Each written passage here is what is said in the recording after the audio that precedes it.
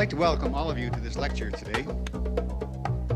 Several years ago, Professor Chomsky was described in the New York Times Book Review as follows: judged in terms of the power, range, novelty, and influence of his thought, Noam Chomsky is arguably the most important intellectual alive.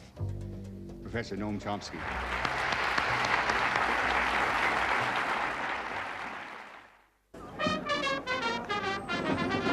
There's maybe 20% of the population which is relatively educated, more or less articulate. They play some kind of role in decision-making. They're supposed to sort of participate in social life, either as managers or cultural managers, like, say, teachers and writers and so on. They're supposed to vote.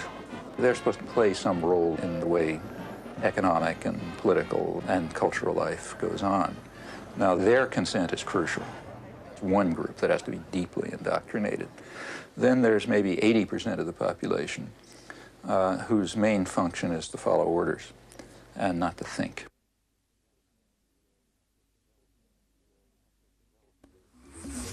It means you have to develop an independent mind and work on it. Now, that's extremely hard to do alone. You know? The beauty of our system is it isolates everybody. Each person is sitting alone in front of the tube. You know? It's very hard to have ideas or thoughts under those circumstances. You can't fight the world alone. Some people can, but it's pretty rare. The way to do it is through organization. So courses of intellectual self-defense will have to be in the context of political and other organization.